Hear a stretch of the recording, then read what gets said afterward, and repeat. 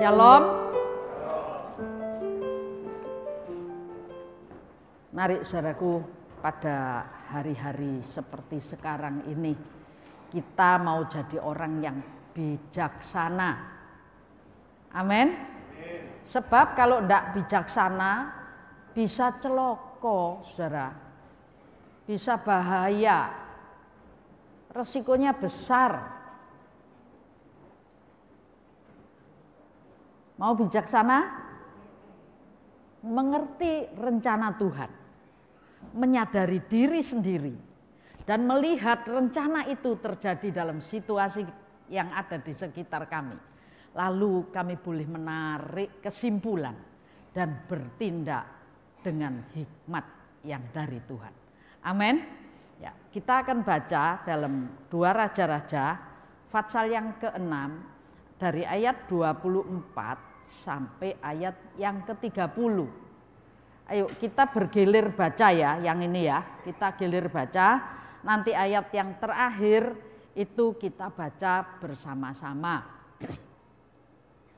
Sudah dapat? Oh, di papan sudah ada ya.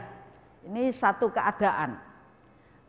2 Raja-Raja 6, 24 sampai 30. 24-nya saya baca, 25 Anda nanti sampai ayat 30 kita baca bareng-bareng. Ayat 24, sesudah itu Ben-Hadad, Raja Aram, menghimpun seluruh tentaranya, lalu maju mengepung Samaria.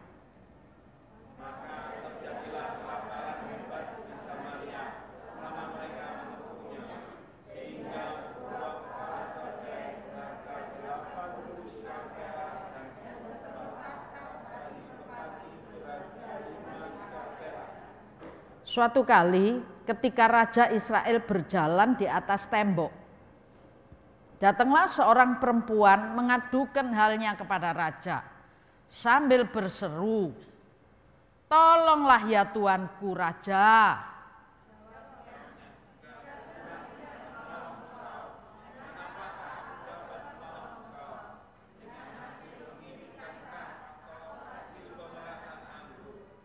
Kemudian bertanyalah raja kepadanya, "Ada apa?"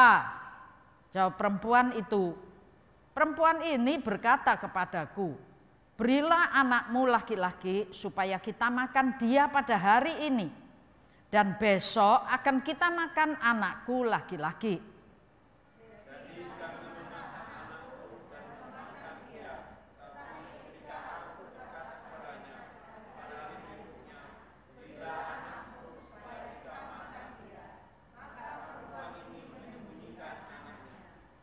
Tatkala raja mendengar perkataan perempuan itu, dikoyak-kenyalah pakaiannya, sedang ia berjalan di atas tembok, kelihatanlah kepada orang banyak bahwa ia memakai kain kabung pada kulitnya. Amin. Ini cerita sudah sering dibahas, bolak-balik dibahas. Tapi hari ini saya akan mengajak Anda untuk meneliti bagian-bagian tertentu yang mungkin hari-hari yang lalu tidak pernah diperhatikan. Saudaraku, kejadian ini, kejadian di 2 Raja-Raja 6 ayat 24 sampai 30, kalau Anda baca di ayat sebelumnya, Anda akan mendapatkan cerita tentang bagaimana Nabi Elisa memberikan pelajaran kepada orang Arab. Orang Aram itu begitu berhasrat untuk selalu hendak mengalahkan orang Israel, hendak menundukkan, hendak menjadikan orang Israel itu jajahan. Sehingga sampai pada zaman Nabi Elisa itu berdoa supaya yang mau menyerang Israel ini semua matanya dibutakan. Dan terjadilah matanya jadi buta. Lalu sampai kepada salah jalan, maunya nyerang, maunya nangkep Elisa, maunya marah, maunya perang, tapi ternyata dibawa ke istana Raja Samaria ini. Lalu Raja Samaria bilang, "Ayo kita bunuh." Elisa bilang, biasakah kamu membunuh tawanan yang sudah tidak membawa pedang, tidak berdaya. Jangan kasih makan dia baik-baik, kasih yang enak-enak, suruh pulang ke tuannya. Kasih makan, suruh pulang ke tuannya, Raja Aram. Saudaraku, apa ceritanya?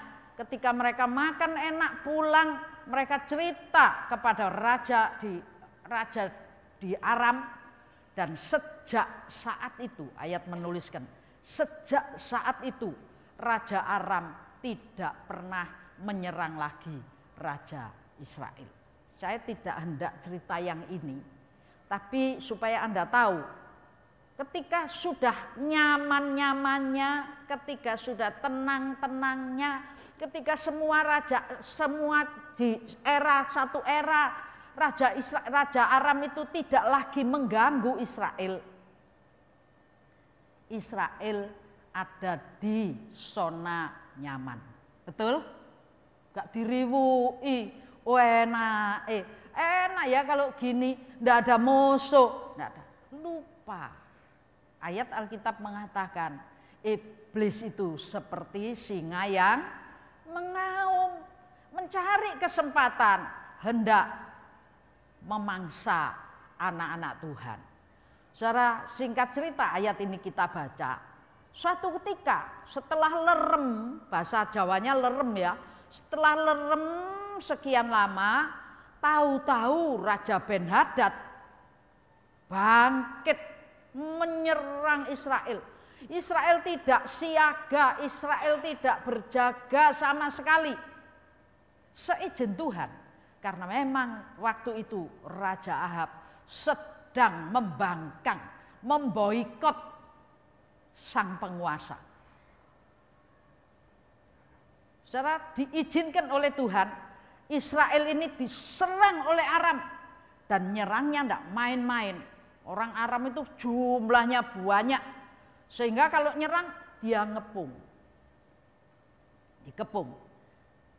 Salah satu dari ayat yang kita baca yang ingin saya katakan, pesan pertama, hati-hati di zona nyaman. Tidak pernah nyaman di dunia ini kalau bukan Tuhan yang berjaga-jaga. Sia-sialah kita menjaga. Artinya berjaga yang dikehendaki oleh Tuhan adalah kontakmu, hubunganmu dengan sang penguasa itu. Ojo kendor. Amin. Siapa yang sekarang lagi kendor? Repot lho repot lho Bu. Urusane akeh, kerjaane rame, kerjaan rame keliru, kerjaan sepi keliru, gak ono bener ya. Ini Israel diizinkan terjadi karena memang Raja Ahab ini mbalelu. 3,5 tahun terjadi kelaparan besar, dan dibalik dari sudut pandang yang lain, saudaraku. Kalau yang pertama, segala sesuatu diizinkan Tuhan terjadi. Kalau engkau tidak berjaga-jaga, kalau engkau tidak mengamati kualitas hubunganmu dengan Tuhan. Pegang handphone semua. Halo, pegang handphone semua. Sekali waktu saya ini kalau beli pulsanya handphone, titip depan rumah saya supaya ndak lali. Tadi malam titip lagi saya.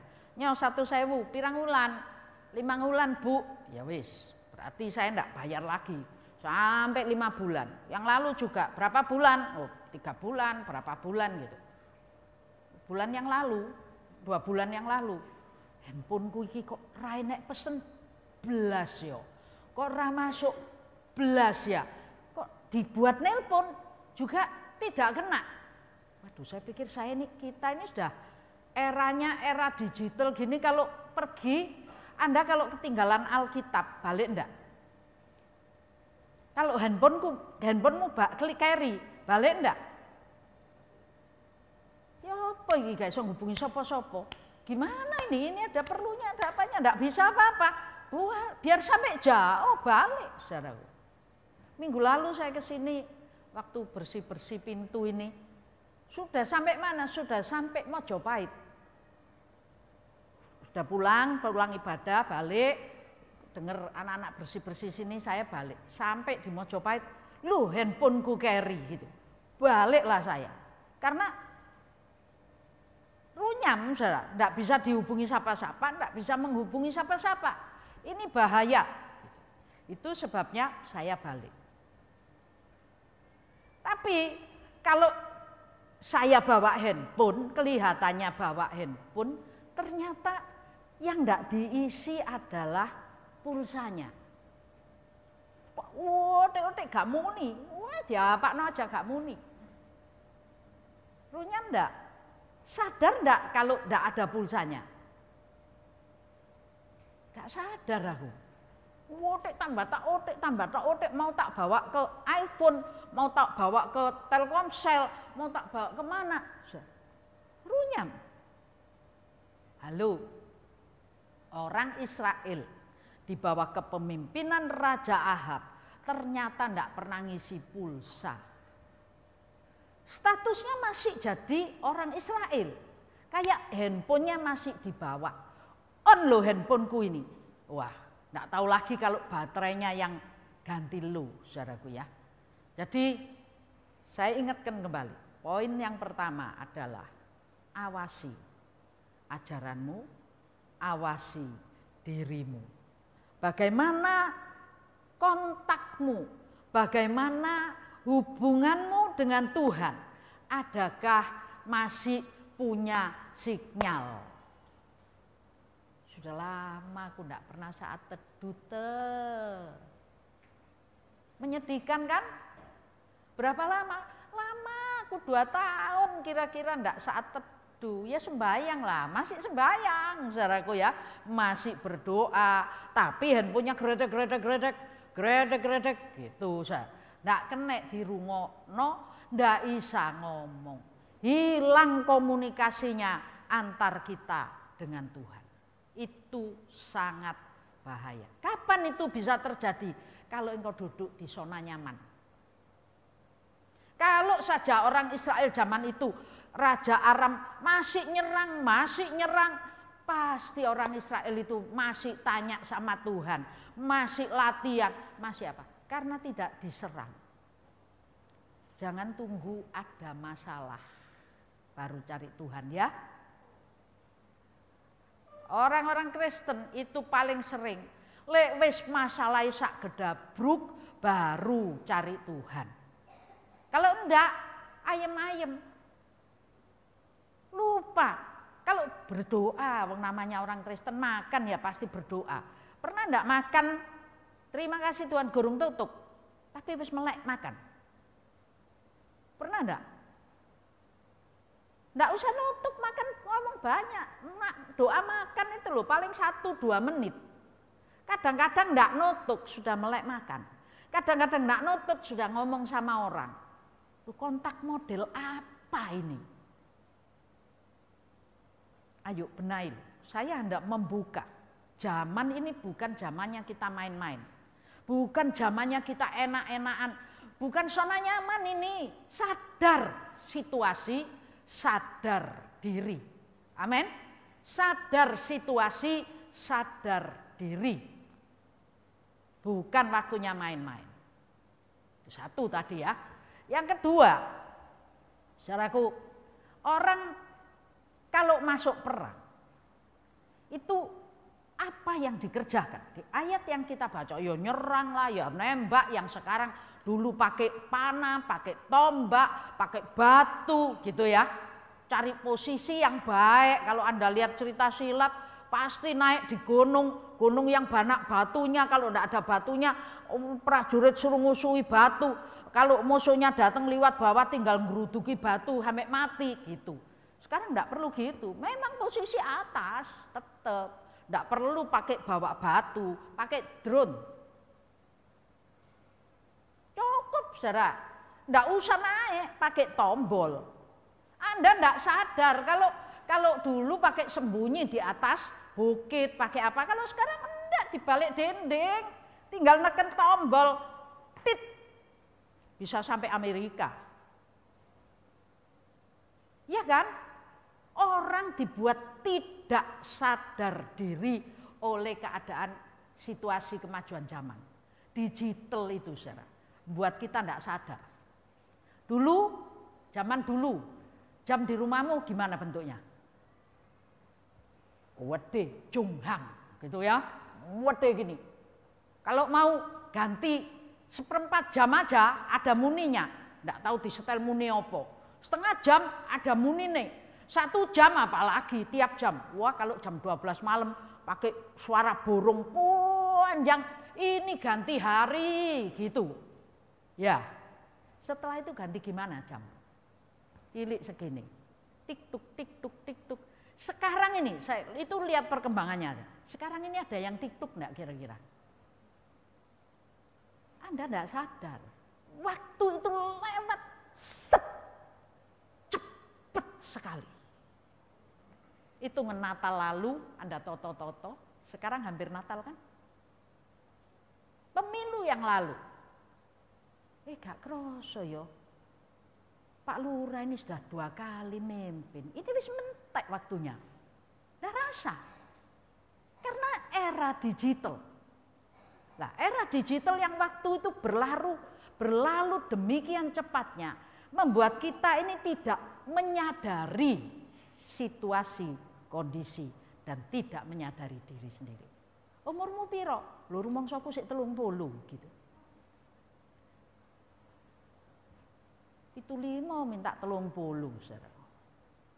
Sosoknya berapa? Sering tahu, ulang tahun lagi, ulang tahun lagi, ulang tahun lagi. Wet. Hati-hati. Zamannya perang. Kalau saya bilang enggak sadar, dulu ngenteni orang perang, ngenteni munggah, ngenteni apa. Sekarang enggak. Ini loh, bocoin pun ini.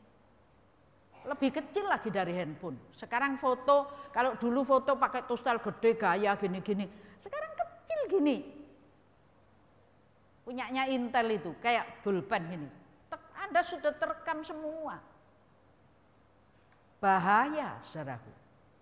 Keadaan sekarang ini membuat kita lengah. Kita dikasih tawaran-tawaran yang menarik. Kerjaan itu sekarang sama dulu. Dulu gak ada nguber nemen, sekarang kalau enggak diuber kena enggak kerjaan. Eranya cepat sekali. Padahal kalau Anda tahu, di era-era ini adalah era-era yang sangat memprihatinkan. Kita ini butuh betul-betul sadar. Nah, sebelum itu saya masuk, ini tadi yang ayat 24, 25. Orang Aram itu kalau datang olah opo sih? Mau nyerang, cudut. Ngepung, saudara. Dikepung. Israel Samaria itu dikepung, dikelilingi. Tujuannya untuk apa? Isolasi. Supaya apa? Kalau enggak ada makan, mesti keluar. Ya toh? Makanannya habis. Cerita ini sebetulnya cerita dunia sekarang ini sudah adopsi dari Alkitab. Ini orang Aram ini mengepung semua wilayah Samaria. Tidak ada suplai makanan bisa masuk. Sehingga Samaria ini, bayangkan 3,5 tahun kelaparan. Dahsyat loh itu. Anda punya stok makanan piro? Bisa tahan berapa lama? Oh, aku punya duit kok. Tahu zaman Jepang itu ya. Pertama, orang-orang yang dipenjarakan di era zaman Jepang. Pertama itu yang soge-soge, yang kaya-kaya sekarang ini sering kali pada umumnya adalah orang-orang yang suplai makanan ke penjara. Anda tahu ya, suplai makanan ke penjara. Saya punya kenalan, barangkali sekarang sudah almarhum, itu masih temannya Pak Harmoko. Itu kerjaannya suplai makanan ke penjara. Wah, nasi Nah, dia sama beberapa penggede cukup baik sehingga masih punya akses. Yang di penjara, ya diisolasi, butuh makan enggak? Ya timbang mati ya mesti makan gitu. Saudara. Di penjara itu kadang ada yang simpen-simpen perhiasan, dikantongi, digemboli gitu. Saudara. Pertama, nasi berapa? 25.000, larang ya, 10.000-an sih ono kok. Ya kan, Anda bisa belikan di Pak Mes ini berapa? 10.000 ya. 10.000 masih ada nasi. Di penjara selawe. Ya, timbang luwe dibayar. Selawe. Besok 50. Wis, habis 50 duit entek. Berapa hari? 1 bulan yang duitnya bendelan, sak bulan entek. Setelah itu nasi tukar apa? Giwang. Giwang piro sah? Mas berapa 1 gram? Nasi tukar giwang cc, besok cc ini lagi. Betul ya Cik Mary, kira-kira gitu ya jalan ceritanya ya. Ganti cc-nya, ganti. Terus seperti itu saudara. Kalau sudah terus seperti itu, saudara, yang soge memang yang supply. Tapi yang di dalam yang diisolasi itu buntung. Betul-betul habis-habisan. Kalau sudah tidak ada apa-apa lagi ya cuma makan. Apa yang diceritakan di sini sama. Anda harus tahu ketika peperangan itu akan terjadi, salah satu strategi adalah mengisolasi supaya tidak ada suplai makanan dan lain-lain kebutuhan kita. Tiongkok itu kalau ngomong RRC, kalau ngomong, oh Taiwan, gampang. Kalau saja Taiwan itu suplainya dari daratan ini dihentikan, habis sebentar aja. Keadaan yang kita baca tadi di Raja Ahab, Raja Ben-Hadad yang mengepung, itu sampai habis-habisan semua. Setelah habis, ngeri enggak? Hari ini anakmu ya dimakan, besok anakku. Wow, benar-benar sadis. Tapi kesadisan itu sekarang ini terjadi enggak? Kalau Anda buka TV gitu ya, waduh, mertua memperkosa menantu yang hamil 7 bulan. Kemarin di daerah mana? Wah, apalagi bapak membunuh anaknya dipecel-pecel. Itu saudaraku ya. Bukan cuma itu. Loh, anak ini disuruh orang lain memperkosa. Baru ini banyak. Bapak, anak, ibu, anak. Itu banyak terjadi. Orang di sini ceritanya karena lapar makan. Tapi ada banyak kelaparan-kelaparan, kehausan, kebausan, ketidakpuasan yang sedang terjadi di bumi ini. Sehingga karena orang tidak puas akan sesuatu, maka terjadilah pembunuhan, pembantaian, bahkan sampai anaknya sendiri sekalipun. Terjadi enggak sekarang? Ini tanda zaman. Dan bagian yang kedua yang ingin saya katakan kepada Anda. Tadi yang pertama apa? Jangan lengah di zona nyaman. Perhatikan hubunganmu dengan penciptamu. Yang kedua, Anda harus tahu strategi iblis di era-era yang lagi tidak ada kepuasan di mana-mana. Betul loh, sekarang ini tidak ada kepuasan. Maka apa yang terjadi? Yang terjadi adalah strategi iblis. Untuk apa? Untuk mengisolasi. Artinya firman Tuhan sekarang ini masih dibagi-bagi seperti di seperti di gerbang yang diberitakan, diobral. Ayo datang kepada Tuhan, ada jalan keluar. Ayo cari Tuhan, ada keselamatan. Ayo datang kepada Tuhan, ada pertolongan. Di dalam Tuhan ada janji-janji yang besar. Kayak angin liwat. Tapi Amos pasal 8 ayat yang ke-11 mengatakan, sesungguhnya akan datang waktunya. Dibaca aja, siapa yang mau bacakan? Amos 8 ayat 11.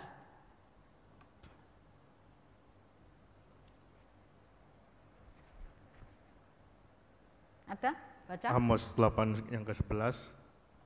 Lapar dan haus. Sesungguhnya waktu akan datang, demikianlah firman Tuhan Allah. Aku akan mengirimkan kelaparan ke negeri ini, bukan kelaparan akan makanan dan bukan kehausan akan air, melainkan akan mendengarkan firman Tuhan. Ya, sesungguhnya akan datang satu era. Nanti akan datang ketika Roh Kudus itu sudah diangkat. Orang baca firman ra ngerti, saudaraku.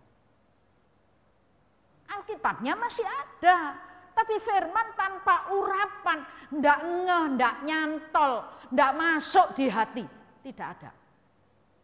Karena yang ada adalah karya iblis, menutup akal budi kita, menutup hati nurani kita, menutup perasaan kita. Yang ada kejahatan, tambah jahat, tambah jahat lagi. Makanya Alkitab menuliskan di zaman akhir, yang baik akan bertambah baik, tapi yang jahat akan bertambah jahat. Saya ingin menekankan, pertambahan jahat itu bukan cuma tambah seperti deret hitung, tapi jadi seperti deret ukur. Terjadi percepatan kejahatan itu meningkatnya wet sampai kayak yang ngikuti aja melongo. Hati-hati saudara. Sekali waktu murid-murid Tuhan kumpul di Matius 24, itu cerita tentang akhir zaman, tanda-tanda zaman.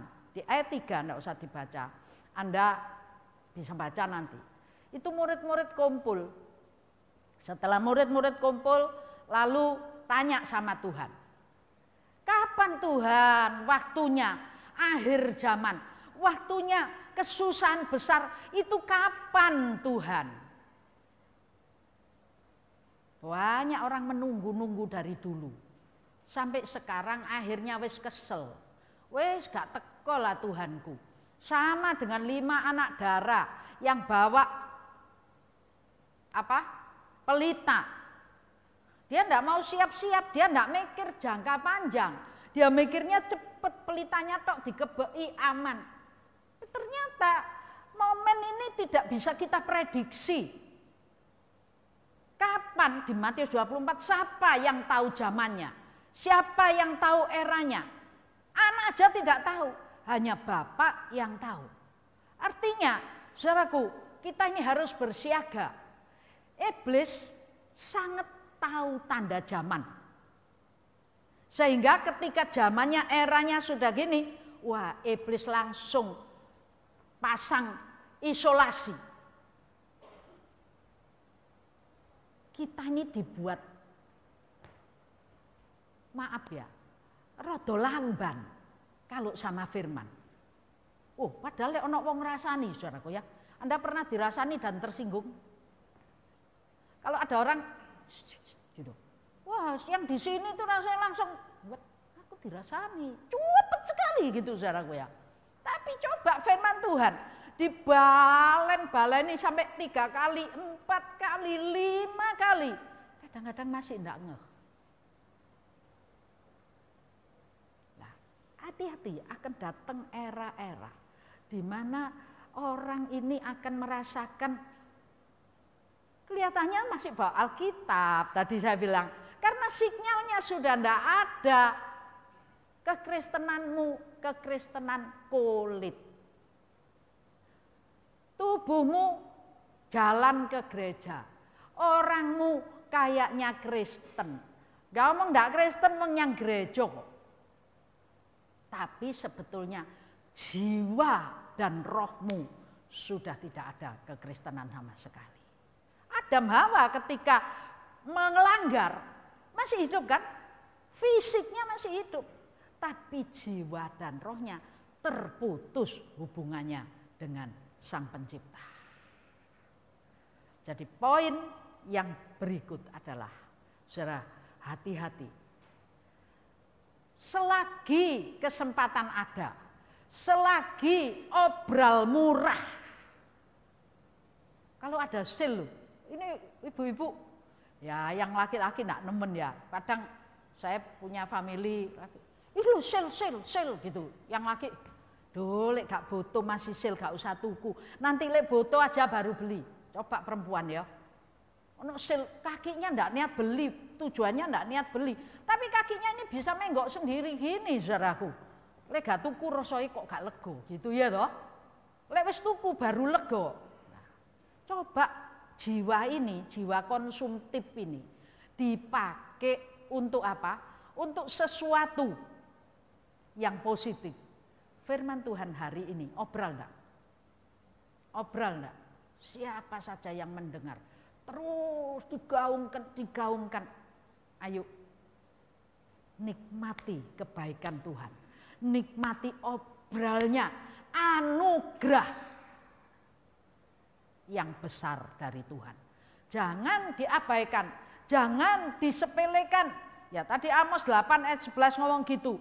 Ya, lalu saudaraku di Matius 24 itu, Pak Anda baca ada banyak peringatan. Peringatan secara umum, peringatan khusus kepada anak-anak Tuhan, peringatan kepada pelayan-pelayan Tuhan. Itu ada jenjang, ada tingkat. 4-5 tingkat di Matius dari pasal 24 sampai 25 itu. Begitu Tuhan itu sayang sekali sama kita. Kalau yang umum dikasih peringatan yang menjurus, enggak ngerti, enggak nge. Jadi dikasih dari berjenjang-jenjang Tuhan kasih peringatan. Jadi selagi zaman kemurahan, jangan lengah. Amin. Sadar diri. Ayat menuliskan kalau tidak lengah itu ya apa? Ada dua poin penting sedikit ya saya bacakan. Di Amsal pasal yang ke-6, tidak usah dibaca ya, tidak usah dibaca. Di Amsal pasal 6 dari ayat 6 sampai ke 10. Di situ dituliskan, hai orang bodoh. Kita tidak bodoh loh ya, pinter kabeh kan? Cuma ini peringatan buat yang bodoh. Siapa yang bodoh? Yang tidak belajar kepada semut. Belajarlah kepada semut, ya.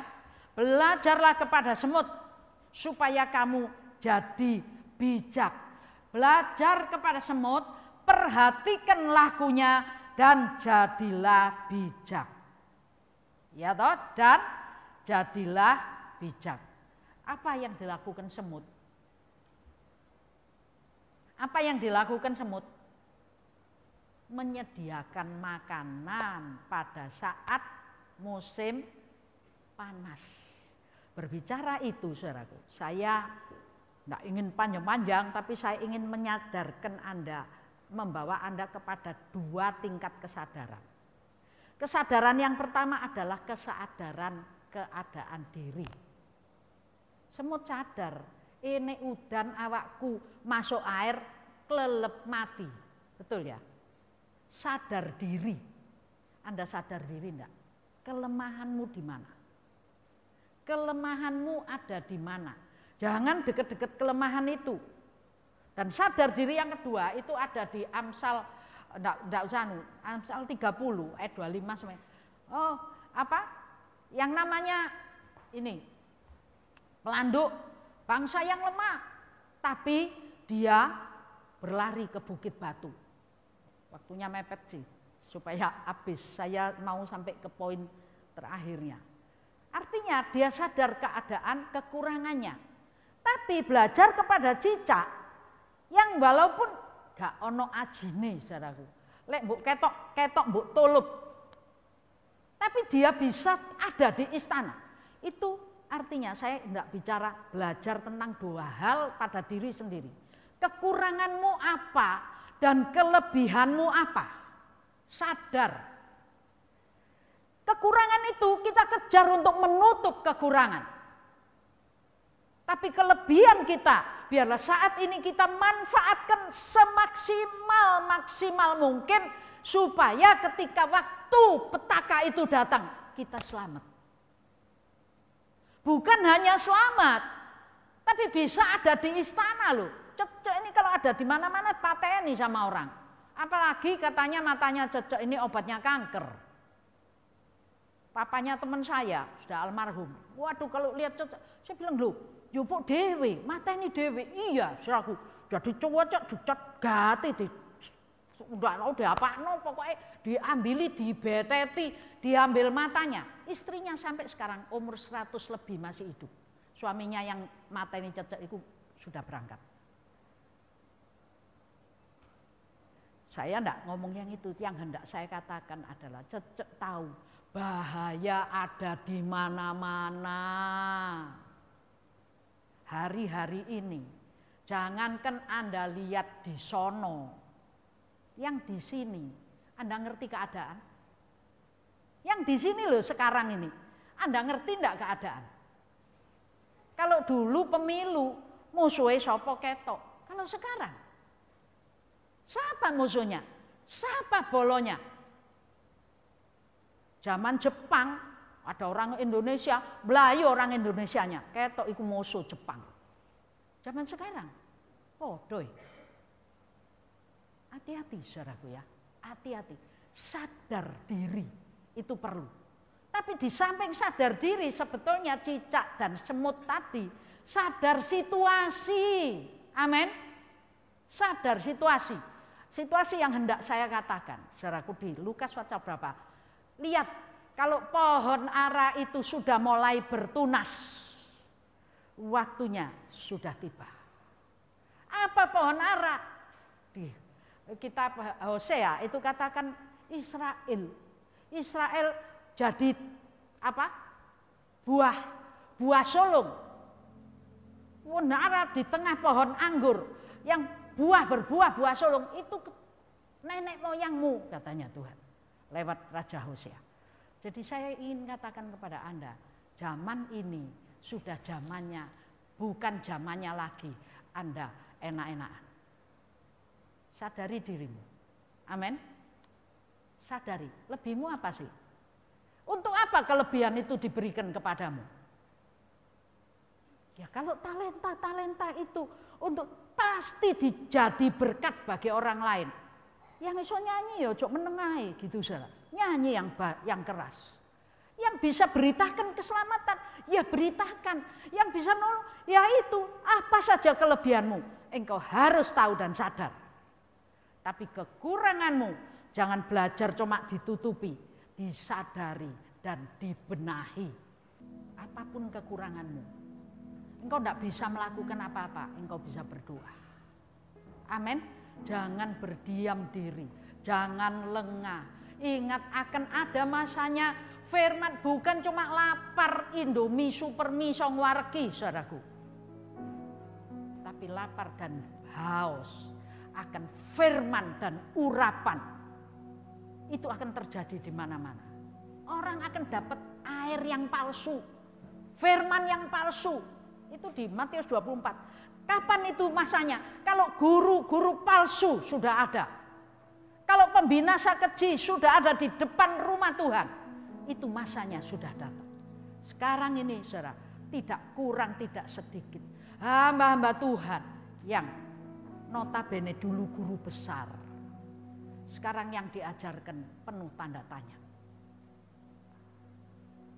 Tidak kurang juga hamba-hamba Tuhan yang ceritanya cuma menceritakan diri sendiri, memotivasi orang untuk membawa persembahan dan lain sebagainya. Saya tidak anti Anda bawa persembahan untuk rumah Tuhan, untuk kemuliaan nama Tuhan, saya tidak anti.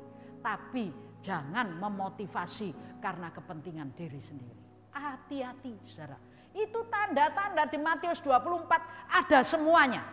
Kapan-kapan kita nanti akan rinci ya, lihat apa. Tapi yang jelas, jangan merasa di zona nyaman. Tetap berjaga. Yang kedua, ingat akan ada satu masa kekurangan, kelaparan, haus, dahaga akan firman yang murni. Benar-benar firman Tuhan. Dan yang ketiga, musuh itu saudaraku, begitu getolnya, hendak membunuh kita, menghancurkan kehidupan kita. Sadar diri, sadar situasi. Halo? Tahu? Sadar diri, sadar situasi. Satu paket. Setelah sadar diri, sadar situasi, yang terakhir adalah bertindaklah bijaksana. Amin. Kita bangkit berdiri.